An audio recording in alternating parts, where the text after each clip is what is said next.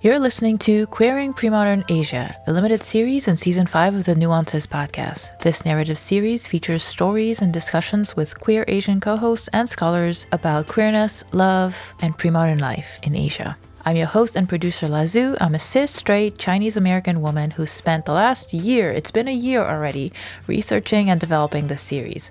I'm excited to be joined by my guest co-host for today, Cece. Bonjour, mes amis. Hi, friends. My name is Cece Chow. I am a Canadian-born Chinese trans model, advocate, poet, and public speaker. I use my voice to lift up the marginalized, fill the gaps, and hopefully instigate journeys of discovery. For transcripts, show notes, and more ways to listen and support, go to nuancespod.com. You can also follow us on all social media at nuancespod. Content warning, this limited series explores historical contexts of love, gender, sexuality, and cultural norms. Exploration of those themes should not be deemed as an endorsement of those practices. It was a different time with different norms. This information is for entertainment purposes only. Mature themes may be explored. Today's episode includes mention of colonial violence, religious indoctrination, religious trauma, as well as racist, sexist, and homophobic tropes. Listener discretion is advised. Now enjoy the show. This is part 2 of episode 6, The West, Savior or Demonizer. In part 1, we talked about the British Empire in India, the Indian Penal Code, and how that was replicated around the world for the British Empire. We also talked about the Philippines and the Spanish Empire, as well as French presence in what is now Vietnam, Cambodia, and Laos. This week, we're going to talk about the other countries that were not colonized. We'll look at their reaction to Western colonization in some of the Asian countries and how they decided to adapt to it. You may have caught bits and pieces of that from our discussion last week with Stella. So today you get to hear how the West changed culture across Asia. In episode 5, we saw how royals were often seen as deities or proxies for them or chosen by them. This was true in Korea, Japan, India, Thailand, Cambodia, and China too. Of course, the same was true in the West. To this day, the King of England is the head of the church. But in this episode, we'll see how this God-king connection was used by the West to earn access to royals, negotiate trade deals, cement their presence in the region, and spread their preferred religion. If you remember from part 1, China had a lot of goods that everyone wanted. All the colonial powers were competing for trading privileges with China. And whether that's along the Silk Road or by sea, wherever traders went, so did religious folks, who wanted to spread the good word that was better than everybody else's good word. If you know, you know. In 1557, China granted trading rights to the Portuguese on the Macau Peninsula. A few decades later, the Jesuit priest Matteo Ricci entered China through Macau. He had to wait 9 years to finally get to meet the emperor, but he did it. When you want to have an in with the emperor, there's 2 ways you can go about it. You can bully and threaten them if you have the upper hand, or you can prove that you're useful and won't get in the way if you're a Jesuit priest who wants to tell everyone about Jesus. The Jesuits knew this. They showed interest in Chinese culture, in their ancestral worship rituals, and other customs. And believe me, my ancestors, lots of customs. The Jesuits also had an irresistible offer for the emperors. They were very good at astronomy.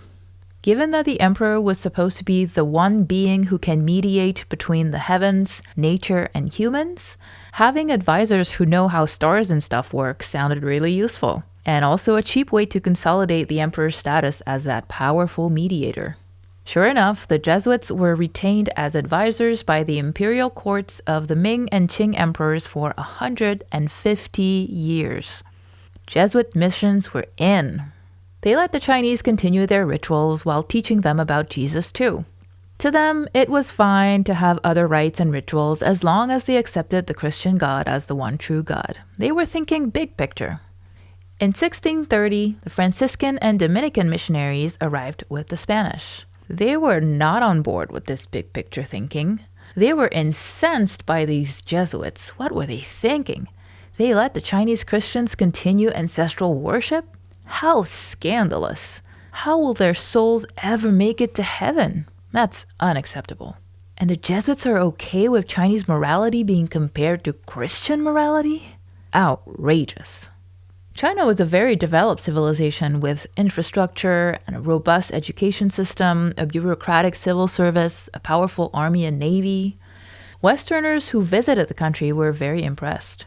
But of course, if you've listened from the beginning of this series, you know that for men in China, having a male lover was the most normal thing ever. It didn't matter if you were the emperor, a government official, or a scholar. You could openly show your love for another man. Needless to say, this was rather traumatizing for the missionaries.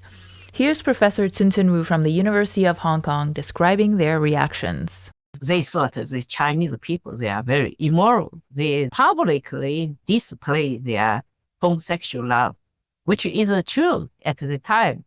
They particularly feel unbearable that the officials also do this. Actually, officials particularly do this. In their writing, they say, China is very civilized. The city is, the building is beautiful, the culture is beautiful. The only thing is most officials, they will have a male lover.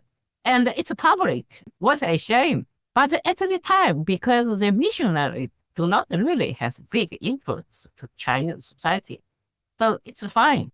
Not only were the Franciscans and Dominicans more nitpicky than the Jesuits, they were also more brazen.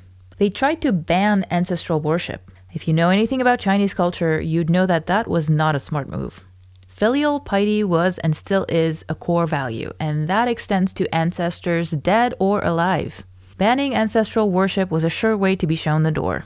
Sure enough, the emperor declared Christianity a dangerous sect. For 100 years, this debate went on and on between the Chinese, the Jesuits, the Franciscans, the Dominicans, eventually involving the emperor and the pope. In 1742, the pope sided with the Franciscans and Dominicans, banning Chinese rites. So much for the Jesuits' careful building of social capital over the last 150 years. The pope had officially pissed off the emperor, and that was the end of Christian missions in China until the Opium War treaties allowed them to return.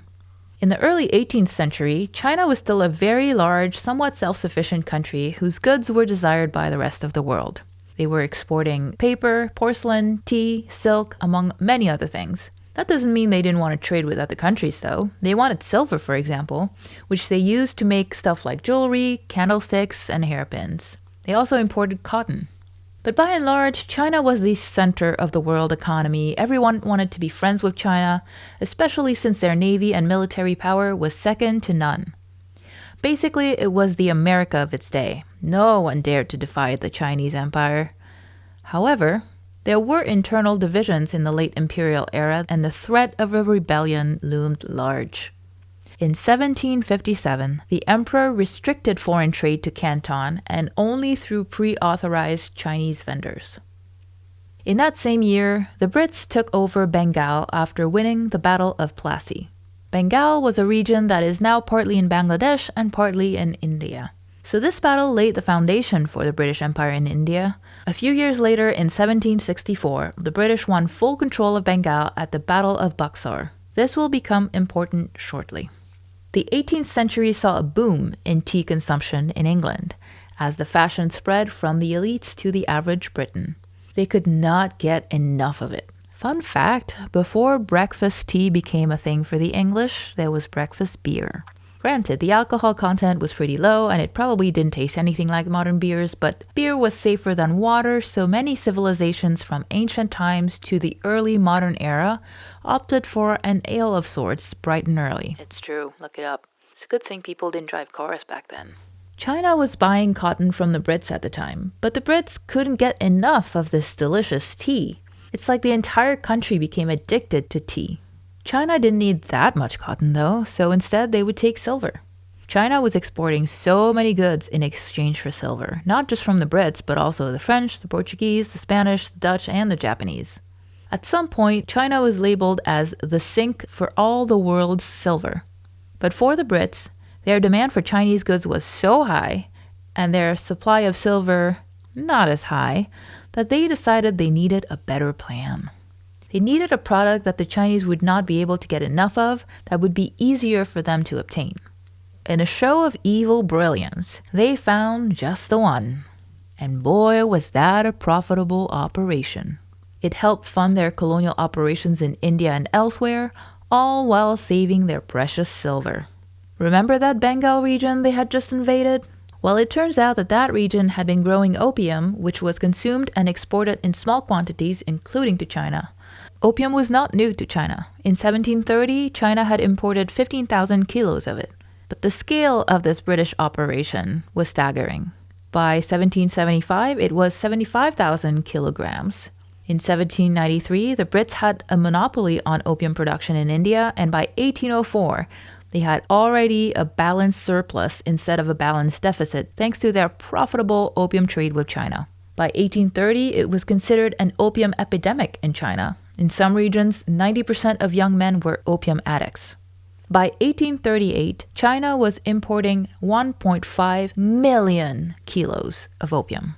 The Qing emperor tried to ban opium trade several times, but it didn't work. In 1839, the Chinese seized 1 million kilos of illegal opium and destroyed it. The Brits were furious and lobbied for military action. And the British Navy showed up with their top-of-the-line new pew-pew. And by 1942, the Chinese were humiliated in an unprecedented defeat. The Brits emerge as the most powerful navy in town. The Chinese are forced to sign the Treaty of Nanking, which cedes Hong Kong, requires China to pay reparations, expands trade, and gives extraterritorial rights to the Brits. Extraterritorial rights basically means that British people who settle on Chinese land are subject to British law, not Chinese law, because they thought Chinese law was more barbaric. Similarly, lopsided agreements with France and the US shortly followed. This marks the start of the century of humiliation for the Chinese, and it's the beginning of the end for the weakening Qing dynasty. At the same time, there were internal crises in China, including overpopulation, famine, drought, and diminishing power from the government. Unfortunately, the opium crisis in China only gets worse after the First Opium War, and the Qing government is really struggling to rein them in. A few years later, a British boat called the Arrow is suspected and seized by the Chinese in 1856, which the Brits said violated their extraterritorial rights from those unequal treaties, and another war breaks out. Somehow, amid this battle, a French missionary is executed, so France jumps in to protect Catholicism, as always. Russia also joins in. Several cities are captured by the French and the Brits. The French and Brits end up marching to Beijing. They sack the city. They destroy the Yongle Encyclopedia, which was written in 1408 and was, at the time, the largest encyclopedia in the world, and only 3.5% of it remains. They also looted and burned down the Summer Palace, killing 300 eunuchs and palace maids in the process.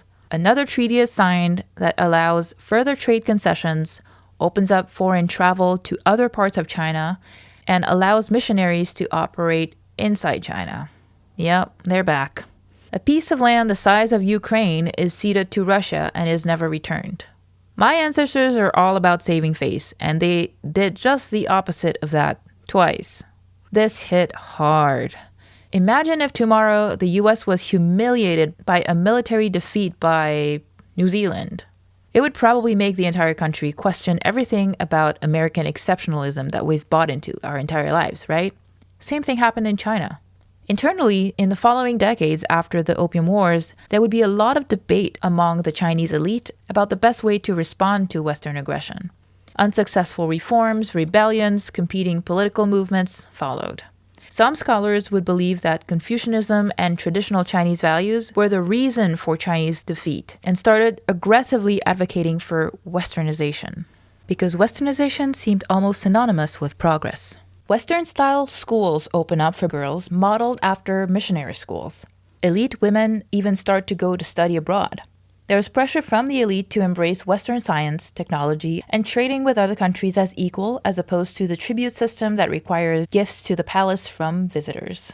Education among women quickly became the norm, and soon both male and female writers would condemn traditional Chinese femininity as backwards, as the new culture movement and the new woman movement took hold.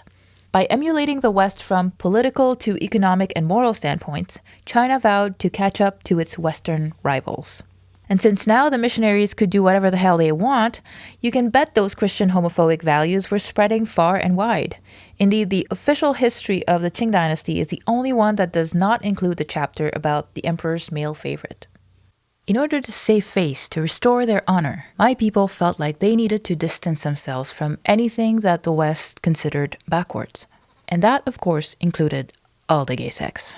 In fact, my ancestors were so good at what they were doing that they successfully buried queerness for generations. When I talked to Professor Tsun Wu, she told me that she had not heard about even the concept of homosexuality until she was in college studying literature. After 20th century, they just cover it up. No one mentioned it. So when I was studying Chinese literature in university, I never heard anything can be called same-sex love or homosexuality. Just totally covered. And then at the time, that was the 1980s, in the newspaper, they were mentioning that now Western is a terrible society, that people just say the homosexuality is tolerable. And they say that in China, like traditionally, we are very moral. We naturally do not have this nature existing. That is really ridiculous. It's very, very ridiculous. In the first half of the 17th century, Japan's shogunate had exclusionist policies. The main reason was that they saw Christianity and trade with Europeans as related to rebellions and peasant uprisings in many communities. After the Opium War, not only was China shook, but Japan too. After all, China was the superpower in the region. Here's Professor Sachi Schmidt-Hori from Dartmouth College explaining. Prior to this gunboat diplomacy, China was defeated by the Brits twice in two Opium Wars. That really shook the rest of Asia to its core. If China can be defeated, we have no chance. We are like tiny island. They were so eager to survive, and they needed to just emulate whatever the Western, more civilized countries were believing, doing. And then also through the contact with the West, people in Japan internalized like so much shame about everything, about their sexuality, about the way they dressed, about their traditions, about the food they ate, the way they lived. Because until then, the limited contacts were foreigners who wanted something out of Japan, like missionaries or merchants. So they wouldn't like say, hey, you're doing it wrong, right? But like military, naval boats and these commanders, they're like, if you don't want to give us what we want, then, So yeah, the message was clear. I think underlying psyche of modern Japan is like deep shame, like racial, cultural, kind of historical shame, and desire to be, acknowledged by the West. So it is still today, they want Western approval. Meanwhile, the US and other Western empires wanted to trade with Japan, though. And if they weren't going to open up willingly, well, there's always guns. In 1853, Commodore Matthew Perry led a fleet of 4 ships to Tokyo for some gunboat diplomacy. Basically, let us in or we pew pew pew you. You become much more interested in buying option A when option B is death. So America wins and a treaty is signed between the US and Japan to allow trade in 2 ports to US merchant ships. They gotta sell all those products made from slave labor somehow. Of course, the ink on that US treaty is barely dry before the Brits, the French, the Russians, and the Dutch also bring their pew-pew boats and force Japan to trade with them as well, and even band together to defeat and disarm feudal domains that defy them. This had a profound effect on Japan, as Professor Schmidt-Hori says. Prior to so-called black ship of Matthew Perry, Japan didn't trade with other countries except for the Dutch and Chinese people. They were detached from what was going on to some extent. And then when the US Navy boat came and then forced Japan to open up its ports, Western ideologies, values, technologies, things just flooded into Japan, and the elite people of Japan was like, oh shit, we were doing it wrong all this time. We were not supposed to be dating teenage boys. We were not supposed to be wearing makeup, all kinds of things that are like frowned upon in the West. They finally got the memo and then they overcorrected, including, turning into this only modern time non-white empire. Japan is an anomaly in that regard. So it was a reaction to a huge threat. It's either becoming a subject to the Western powers or to just copy what they do. In 1858, another treaty was signed with the US to open more ports and allow foreigners to live in certain designated cities with extraterritorial rights, just like in China. The new trade pretty much upended the Japanese monetary system. That and the fact that the shogunate was not able to do much against Western powers led to a samurai uprising. In 1868, a new centralized government was formed with the emperor at its symbolic head, and Japan started to rapidly modernize. When I say rapidly, I mean in less than 50 years, they went from being completely closed off to the West and having no navy, to becoming an industrial power with a constitution, a parliament, a national compulsory education system, a modern army and navy, roads, trains, and telegraph. This entire process was modeled after the West. The new education system not only developed skills, but also inculcated Western values. That's the part where the homo is a no-no. Japan was a much smaller country than China, and it desperately wanted to avoid being colonized. Not only that, but it wanted to be in the big boys club, All those unequal treaties, Japan was not happy about that and wanted to renegotiate ASAP. What do you do if you don't want to be bullied? You become a bully too. All those white people invade other countries and take their lands, right? Bet we could do that too. In 1876, they forced Korea to open up, just like Commodore Perry did to them only a few decades earlier. The French, the British, the Americans had all tried and failed with the same gunboat diplomacy tactic. And what do you know? The Japanese make the Koreans sign one of those Western-style unequal treaties, giving them special trading privileges in Korea that were not reciprocated. Classic white people move. The Sino-Japanese War of 1894 over control of Korea becomes another humiliating defeat for China. For the first time ever, the balance of power shifts from China to Japan. Japan takes over Taiwan. Having proved their military might and their successful transformation into a modern country, they sign a new treaty in 1902 with Britain that gives them more equitable terms. But now they're on a roll. In 1905, they go to war with Russia over rights in Manchuria and Korea. They defeat the Russians, and they're pretty stoked that they beat a Western power. The Chinese are like, whoa, we should learn from those guys. A bunch of Chinese reformers move to Japan. The West is also like, whoa, those Japanese, we might have underestimated them. Indeed. In 1910, Japan annexes Korea, ending the Joseon dynasty after more than 500 years. In order to avoid becoming colonized, Japan became a colonizer. During the 19th century, the rivals of Thailand were being colonized by Europeans. England controlled southern Myanmar and Singapore and Malaysia. French occupied Vietnam, Laos, Cambodia. European colonization was still a threat to Thailand. And in 1893, they had a really close call when the French troops clashed with their own near the Mekong River. At the time, Siam had several trade treaties with many of the European colonial powers. Many of those treaties gave foreign firms extraterritorial rights, just like we talked about earlier. These treaties also existed with Denmark and Sweden, Norway.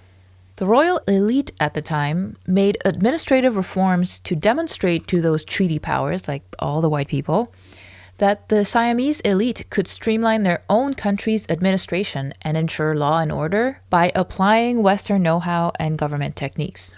Basically, they're like, you don't need to come over here and civilize us. We can take care of that ourselves. We will show you that we can be just as modern and Western and all those things as you are.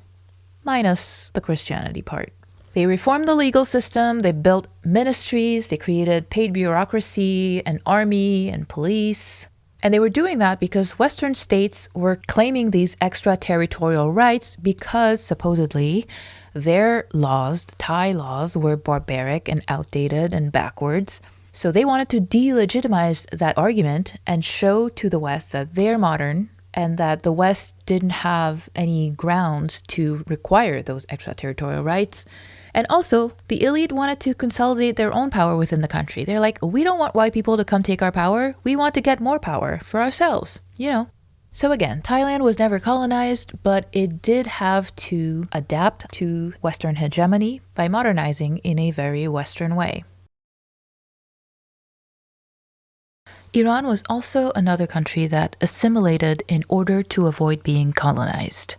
In episode 3 of season 3, Dr. Manoj Muradian shared this. In reaction to European colonization, the Iranian elite, the learned class, and this new Shah, their strategy for resisting European domination was to say, oh no, we're not some backward savage. We're actually just like you. In fact, we're the true Aryans, okay? And so they take this word, Arya, from these ancient Persian texts that is not a racial term, to say that Iranians are really Aryan. So they literally adopt a racist discourse from Europe and try to use it to assert equality with Europe so that they won't be subjugated by Europe. Because, of course, Asia was deemed the inferior other to Europe. So this Persian nationalist identity, it's racist, it's anti-Arab, it's anti-Black. It tries to exceptionalize Iran so that Iran can avoid the fate of being dominated. When I talked to Niloufar Rassouli from the Swiss Institute of Technology, she also referred to this very real threat, referring to the travelogues written by Europeans who were commenting on the failure of morality of the Iranian people. Progress is seen as something generally desirable, right? But the thing is, there is a direction implied. Progress, you move forward. If you're not progressing, you're going backwards. This idea of backwardness was used by the West to justify oppression. Here's Niloufar Rassouli talking about this very point. When we talk about Orientalism and Orientalists, we are talking about a long history of knowledge production of the West over the East, with the centrality of Islam in it, in the names of supremacy and in the name of showing that the Oriental is incapable of imagination, knowledge, reason, and rational thinking. So it needs, and it's better for the Oriental to be ruled by the West. The intellectuals from the Ottoman Empire, many of whom studied in Europe, brought a similar push for modernization. They didn't want to be labeled as backwards because by now we all know that that's the white man's self-invitation to colonize. Between 1839 to 1876, the Tanzimat reforms of the Ottoman Empire attempted to preserve the empire by modernizing. It reformed its military to emulate European armies. It changed its policies to be more secular instead of favoring Muslims. It allowed religious freedoms. And it centralized its government to consolidate its control over citizens. Again, they didn't want the West to say that they had barbaric laws. When the history of colonialism is studied, gender and sexuality usually is not the focus.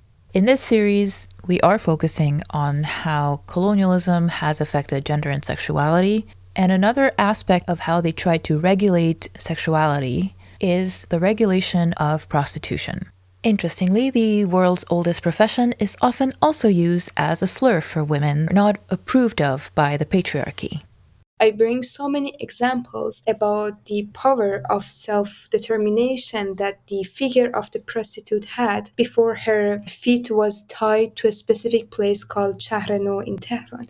So I look to the history of the figure of prostitute before that forced settlement and see how much not only she was ruling over her will, her body, and also she was transgressing against so many special borders. And in so many places, she was the only woman to be found. In so many archival materials, she was not the one to be found as a miserable. She was always a very rebel person. but she was also not welcomed in neither the histories of feminism or in feminist writings of women in Iran. That's the reason I'm trying to look to the figure of prostitute as a rebellious figure, not necessarily even a sex worker, because in so many occasions we even didn't know if she was necessarily a sex worker, but we can be sure that almost any woman who was spatially transgressing, going to the places that she should not, she could have easily be labeled as quote-unquote prostitute, as fahishe.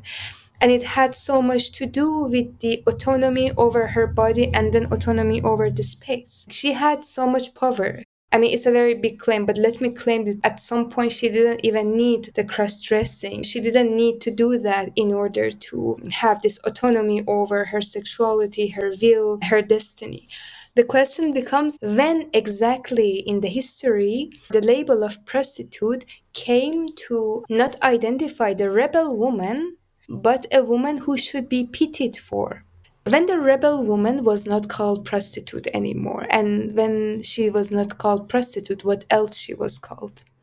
And I think such question, it's not only true in the context of Iran.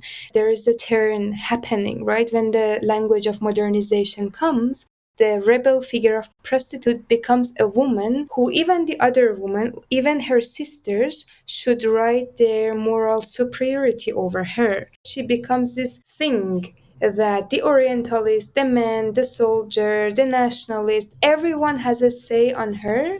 And then, at least in the case of Iran, it's really related to the moment that she's settled in one space and she does not have this freedom of movement. Regulating prostitutes was often part of a modernization project in different ways. For example, in the early 20th century, male prostitution was still very open and publicly accepted in Beijing. Young male actors, often referred to as boy actors, often doubled as male prostitutes, and people thought that it was very romantic to date one of them. Usually that would be somebody from the upper class. So upper class men would fawn over these boy actors, sometimes date them, and sometimes have a similar arrangement to the Fujian marriage where they would pay for their living expenses, live together, etc., etc. It wasn't just among the upper class. Common men would also partake. However, after the Opium Wars, everything changed, as we all know. Tying things back to part one, in places where the country was directly colonized by the West, there was also regulation of prostitution, often to prevent mixing with the native people. Even as Christian morality often condemned prostitution, the colonial project often felt like it had to also allow prostitution in order to prevent gay sex. Here's Professor Anjali Arundeka talking about prostitution in India as well as the Philippines. The major thing is we don't want to mix races, but we also don't want to let the British soldiers become sodomites, right? So on the one hand, you have prostitution is illegal. But on the other hand, we're really nervous. Our soldiers will suffer from situational homosexuality. They'll turn to each other. So we'll set up these bazaars where we'll provide them with native prostitutes so that they don't have sex with each other. So that's the contradiction. No mixing with the native women, but we don't want them to turn to each other. So we'll create all these brothels where they can access native women. This is not unusual to colonization. If you look like a place like the Philippines was also a colony of the US and was liberated around the same time as the rest of the British colonies. We also saw the same thing. Military bases had enormous industries of sex work. So that's the contradiction, right? We don't want you to have a native consort, but we want you to have sex with native women. If you remember from last week, in Vietnam too, prostitution was pretty prevalent, and the French men's distaste for Vietnamese women was their excuse to indulge in male prostitution in Vietnam. If you're wondering what the rule is here, it's whatever helps uphold white male supremacy, regardless of contradictions. Our gender identities and sexual lives are some of the most personal, individual things about our lives. Colonial projects, imperialism, and governments that administer them, on the other hand, are very impersonal, unsexy institutions. Yet governments have often invaded these most private parts of our lives in order to regulate them. They claim that it's for our own good, in this life or the next.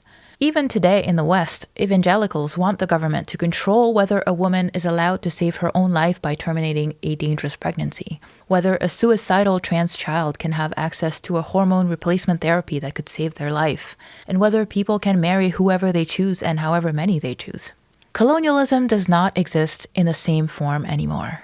But imperialism is alive and well. If in the previous iteration, colonial projects were masquerading as civilization projects in the name of the freedom of Western religion, today it is in the name of liberating women and queer folks. The thing that hasn't changed is that the West is always the one setting the standard, because that's the privilege of Western hegemony. If 200 years ago the West was pointing to gay sex and polyamory with disgust for our barbaric Asian cultures, today they are again pointing in disgust at our prudishness, our lack of queer rights, our lack of gay marriage. Even as we wrestle with these puritanical religious beliefs here in the West, in the same breath, we're often engaging in pinkwashing, pointing to our supposed support of queer rights or women's rights to detract from the ongoing imperialism we engage in. Whether that's Islamophobic rhetoric we hear about women in Iran and Afghanistan, or the dehumanizing rhetoric about queer Palestinians, the West is always positioned as the savior by demonizing the other. This isn't to say that Asian countries today don't have problems. They certainly do. But just as with the history of Palestine, where you start the clock sets the framework for the entire narrative. From a purely modern lens, the West has always been the paragon of progress. But roll back time and things look very different. And that is why this series exists. As a collection of stories from pre-modern Asia that truly showcases the sexual diversity that was part of our cultures long before it was embraced by the West. In episode 1, we heard swoon-worthy stories of male-male love from China, Vietnam, Korea, and Pakistan. In episode 2, we talked about female-female love in China, Japan, Iran, and Korea. In episode 3, we heard about third gender priests throughout Southeast Asia, as well as gender fluidity of the Chigo, the Buddhist acolytes, in pre-modern Japan. In episode 4, we explored how romantic love was often more tied to same-sex love than love between husbands and wives, before modernization forced love to be locked in matrimony.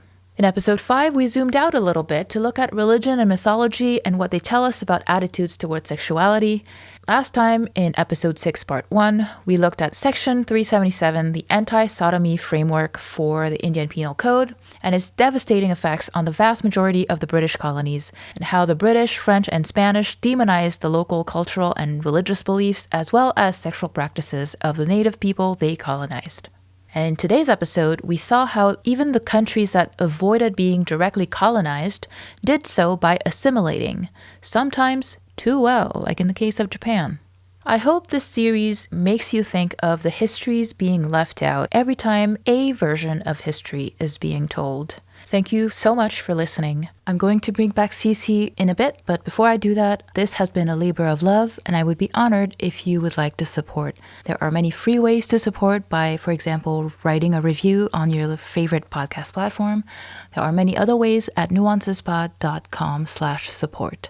Writing and researching the series has been so much fun, and if you enjoy my writing, you might want to subscribe to my Substack, lazoo.substack.com. I'll have a link in the show notes. There, I will share occasional essays, behind-the-scene updates from the studio, bonus episodes once in a while, and I've also gotten requests to share some of my music as well. It's free to subscribe, or you can become a paid member for $5 a month or $50 a year if you enjoy my work and want to help sustain it.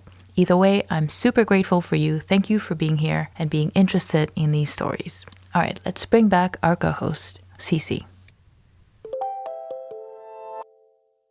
Cece, thank you so much for joining me yet again on the Nuances podcast. You just finished reading this very long script I sent you. I'm sorry it was so long. What was your thought as you were reading through those stories? What came up for you? I think the biggest thing that came up for me reading all the stories of Chinese and Japanese history and all of the colonizer churchy influence is that the things experienced then are still happening to us now. And the way that people in power like to use religion and demonize sexuality that isn't the heteronormative sexuality. they're still using that to control the people. They're using it to get people to conform. They're using it both ways, right? And conservatives here are still trying to impose these kind of prude, very conservative Christian values, right? But then as a so-called progressive country, right, we're also judging Islamic countries and other countries that are not Christian, that maybe have fewer gay rights, which we took away like a long time ago. And now we're saying, you guys are backwards. We need to invade and liberate the women and liberate the queer people. That didn't quite work last time, did it? Yeah, it's really frustrating, especially the part about Palestine and how conservatives, they'll say to the queers, you know, it's really terrible for gays in Palestine. But it's like, yeah, because white people made it that way. It wasn't that way before. Even if it is, that doesn't mean they shouldn't have human rights. I was particularly interested in what you thought about Chinese culture, because I know in your own story, you've told me about your family not accepting queerness. So what was it like reading about how that culture changed? Did that resonate for you? Did you see a lot of your family's reactions in those stories? I really did. My family is from Hong Kong, which is sort of this very colonized part of China because the British did their thing and they said, this is ours now. The Hong Kong Chinese in particular have this superiority complex over mainland Chinese. Sort of this, oh, we're so much better, we're like more modern and all of these things. But really what that amounts to is we are so much more British. We are so much more white than mainland Chinese. And that already feels almost like a model minority myth within Chinese populations. My family is very British colonized, and a lot of our culture that my parents grew up with and, you know, my grandparents grew up with was very British.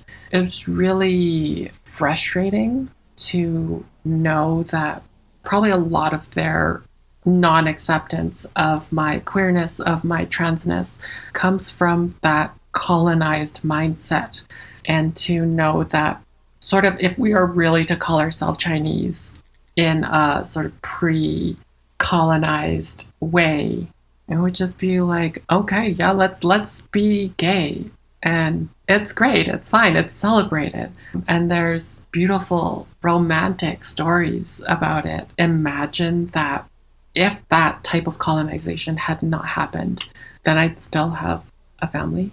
I wouldn't have had this no contact with my parents for 2 years and longer than that for my extended family. It's really frustrating. It's sad. Yeah. And it feels really defeating, even as I try to create queer and trans representation for Chinese and Asian people. It feels like fighting the tide or the ocean. What would you say is the understanding or the perception of queerness in your extended family? Or what is their resistance to it? I would say that there's two sides to that, because there's part of my family who are Christian.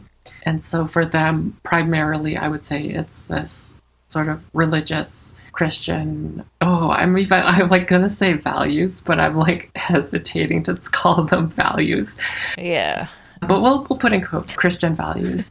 But there is like this other sort of modern Chinese side to it, where somebody who is born and perceived to be male is expected to do all of these things, like, especially in my case as the firstborn, you know, carry on the name of the family and care for the family as a patriarch, go get a good job. And so there's the gender role, right? There is the gender roles thing, and then there's the concept of face, and where it's, okay, now your being is separate from this ideal stereotype or this ideal role, and that disrupts the harmony of our family.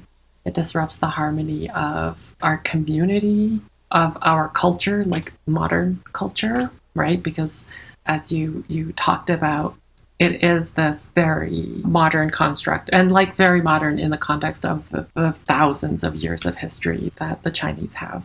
I definitely feel that there's this feeling of, oh, you're gay, you don't fit the mold, you're trans, you don't fit the mold, and so you are causing us to lose face and lose respect to everyone, right? Not just in the Chinese context, but if we put it into but we're like the model minority, right? We're respected and whatever by our colonizers, like in North America. You're breaking that and causing problems. Why are you being a black sheep? Why can't you just keep it hidden? It's like, okay, be gay, but be gay secretly. But you can't ask me to be trans secretly. If you see a before photo and an after photo, it's just, people are gonna know. So you can't really trans secretly in that way. And there is a lot of secret gayness. I know people like Chinese lesbians and Asian lesbians and gay people who are fully out socially, and they have, same-sex partners, but they will not be out to their family. They just don't talk about it, and they don't talk about girlfriends or boyfriends or like a romantic partner or whatever. And I don't know. So the family probably knows, but it's just not something that is talked about. Mm-hmm. There's so many stories of like somebody comes out as gay and everybody's, yeah, we knew. We're just waiting for you. It's like, yeah, you can kind of, after enough time with a person, but it's that very sort of Chinese thing, or don't say anything, don't bring it up, and everything can be fine. We'll pretend that everything is fine. I can relate to the Chinese culture in terms of saving face or losing face and worrying about what people say outside of your family, which has always befuddled me as a person. It's like, why do you care what strangers think? But it has been very interesting for me to learn about the history of, China was this big empire and everybody basically had to be like, oh, China is the biggest, Mm-hmm. And then all of a sudden they were not. And it was this huge cultural shift where they were ashamed and they were worried about all these other people who respected us and feared us. Now they're all mocking us. I wonder if that's where that comes from. Their pride was hurt, and several generations later, here we are. A lot of generations later. And I suspect there is that aspect of it. And you talk about how Japan turns everything around, or modernizes, I guess would be the right way to say it, in like 50 years. And they're like, we don't want what happened to China to happen to us. We're just going to assimilate. We're going to become like people that beat China, so they won't come for us. China was the pinnacle of civilization. Everybody wanted to be China. And it breaks my brain that it feels like suddenly the British were able to come in and be tricky enough to defeat them. They had bigger, better guns. Which we invented in the first place. It is kind of ironic reading the story about how China was this big country where all the goods were coming from, and here we are again. All our products are still coming from China. So it's got to be like a full cycle. Or not even a full cycle. It's still the same cycle, right? Yeah. In a lot of ways, I feel like that is still, it's an ongoing colonization, because essentially a lot of Western companies will have their factories in China or Bangladesh or wherever that's not on their land, and pollute a different country. Use their labor, but then take the goods and the money and all the rest. And it really feels like an ongoing colonization. Colonization never stopped. It just changed clothes. It's started to just look different. It was interesting to see how many countries saw what was happening to those that were colonized, like the Philippines, Vietnam, and India. They're like, we don't want that. So we're going to have to assimilate and show them that we are just as quote unquote civilized, that we can modernize our own country without their help. So they did all of those changes. And one of those changes was burying queerness and forcing love to be between a man and a woman, and marriage to be between a man and a woman. Yeah. But at the same time, you can't erase queerness. You can't erase transness. It's very natural. Like, if you look at nature, you will find it everywhere. Yeah. I do think we are on the cusp of a shift in modern China.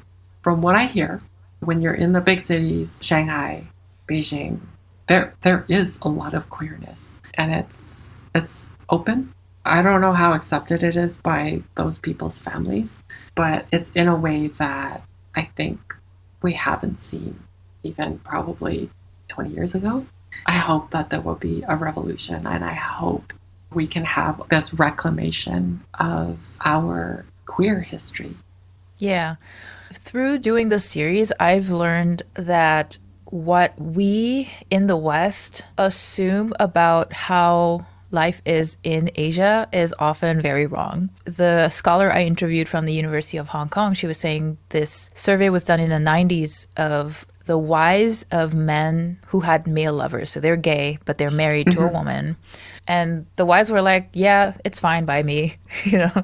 And like, it was just a well-known thing. Everybody knew about it. Nobody seemed to have a problem with it. And that really surprised me that in the 90s that they were this open about it. They did a survey and they were like, oh yeah, it's fine. I don't care. You know, as somebody who grew up with a Western media and all of that, I would have assumed that a survey like that would not even have been possible in the 90s in China, but it was. And then she was talking about Fragrant Companion. I think recently in Beijing, they had a recreation of that play. It was a huge hit. So it's a lot more open than a lot of people would assume just from what you hear in the news about China, because I think Western media is always very biased against China. There's a lot of critical things to say about China for sure, but I do think that they go out of their way to paint China as this backward place, which is exactly where we were a couple hundred years ago. And I would say that even there's this idea of in media, like in video, in storytelling, in graphic novels, of boys love and girls love. Young men loving young men and young women loving young women. People go bonkers for it. Straight people go bonkers for it. And it's Chinese and Korean and Japanese. And that would be hard to find here, right? In a regular comic book store or whatever. And it's just, for them, it's just fine. You can go and buy those comic books and it's not frowned upon in any way or whatever. It's just, oh, yeah, those are cute stories of people loving each other. Yeah. Yeah. The law and the way that it is implemented or not implemented can be very different. I talked to somebody recently who told me that they had a relative in Malaysia who was queer. Technically, queerness is illegal in Malaysia, but they're openly queer. They have a queer partner. Their partner has a trans kid, and everybody's fine with it. They don't have to hide it, but there's also a difference in culture where they also don't feel the desire or need to tell everybody about it. People who know, but they're not necessarily going to be telling everybody at work. Not necessarily because they're hiding it, but just it's not in their culture to be talking about these things with those people. So there's a lot of nuances where I think in the West, we tend to jump to conclusions and judge that as, oh, they don't have as much freedom as we do. It's like, wait. That may or may not be true depending on somebody's experience. Like, I know in the Philippines, I have trans friends who are from the Philippines, and the law doesn't support queers, doesn't support trans people, but there are lots and lots of trans people in the Philippines, and they're on TV and things like that, and there's actual positive representation for them. They don't necessarily need to update their gender markers. The law, I don't think the law allows for it, but then they also don't have this, like, oh, we have to. Whereas here, I feel like it is a big deal. And I feel like in a lot of ways in the West, we are the ones who are backwards and behind, where to be treated fairly, it's like we feel like we have to get our gender markers updated. We feel like we have to get our birth certificates. Like for me to say female, so that I can get the right thing on my passport, the right thing on my driver's license, so that when I use those documents, I will not be hate crime Harassed. Whereas over there, it doesn't matter, right? Like their driver's license says male, they look feminine, and it's just like, oh, okay. It's right. It's like kind of not a thing as opposed to here. And that's kind of an interesting thing where China has westernized and all these Asian countries have westernized, yet an element of our history hasn't been erased. Yeah. And coming to this point in the conversation, that's encouraging. Yeah. I feel like I need to explore that a little bit more in here, in my heart. Yeah, I think what I'm hearing you say is that these labels that we are so focused on in the West, whether it's the gender labels or LGBTQIA+, it wouldn't be that important to focus on them for you if the consequences weren't there. Like the reason why we need to focus on those labels is because the consequences of not having them the way you need them leads to harm. It's like, if I could just be the way that I am and just be accepted, live my life, then I don't know. It would probably just fine, right? I wouldn't have to fight for the label woman so I can use the women's washroom and not be hauled out of the washroom as a predator. Yeah. That would be pretty beautiful. You know, I think that in a genderless, sexuality-less utopia, everybody could just be however they are, and we wouldn't need the labels when the labels aren't being used to oppress us. Yeah. Yeah. The labels started as a point of oppression, right? Mm-hmm. Reading about the vagrancy laws, they're like, oh, they look like they're probably sodomites. Yeah, let's arrest them. And then let's look at their genitals and other parts. And it's like, okay, so who's the one who's depraved? Come on, you're the one who wants to catch these men and look at their butts. You know, like, okay, who's the gay one? Exactly.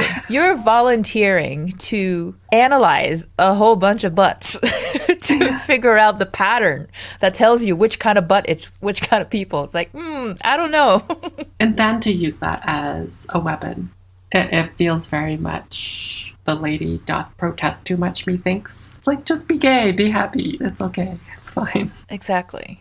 The thing, though, that I love seeing when I'm doing this research is every time you see these laws and these things that they're doing to oppress people, there's also disobedience. There's also resilience. There's also ways in which people figure out how to show how they're stupid. I don't remember if I included the story in there or not, but one of the scholars I interviewed about India, she was saying there was this author who wrote a book, and the book ends with two women are in a bedroom, and this little kid walks into the bedroom. She's the protagonist of the story, and she sees that there's something happening under the sheets, like these two women. And the last scene is she pulls the sheet up. It ends there.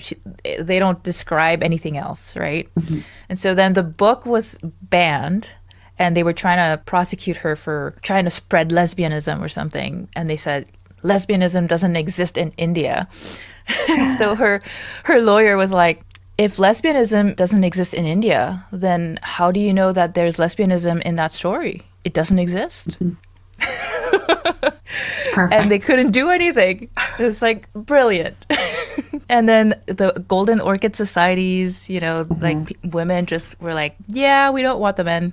We're just going to live together. Yeah, we're just going to take care of one another. We can't officially marry, but we'll have partners, and we will adopt the kids, the younger people who have no home because they also don't want the men. And we'll just have our little society. And the ghost marriages, people always find ways to live the life they want. Maybe not exactly the way that they want, but people find ways to still be queer, still live their queer life. And I love that. And I think we're still doing that. Right now, it's, you know, we're very loud. There's lots of scuffles, but at the same time, we are still living our lives. And in Texas, they passed a thing where one can no longer change their gender marker on their birth certificate, but that doesn't that won't keep trans people from being trans. Yeah. Like, okay, I can't change my birth certificate, but that doesn't change who I am. It will limit some of the things that they will feel comfortable doing and things like that. But there are, law societies that are like, okay, what you need to do is get your passport. When you get your passport, the passport is federal, and you can change your gender marker on there. And then you use your passport for all of your ID. Yeah. Yeah. So we're still doing the same. Yeah.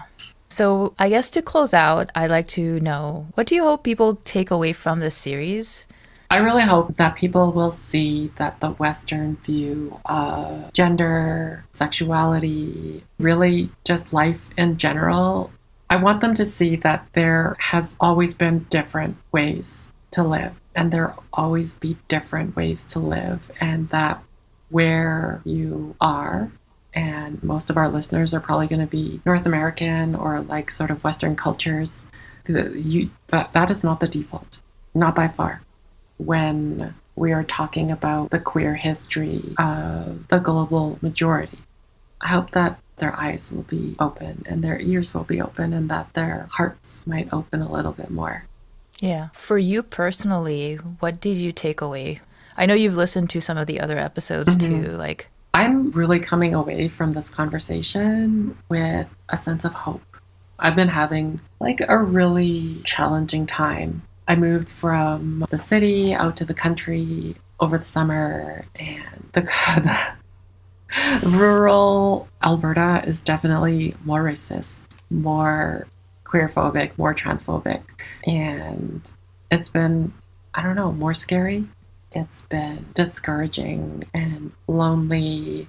But I feel myself coming away from this conversation with hope, because even through centuries and centuries of colonization, my people have found a way to keep their queerness in the face of so much oppression and so much violence. I've never really been one for ancestor worship, but having this feeling of my ancestors have done it. They didn't just give up.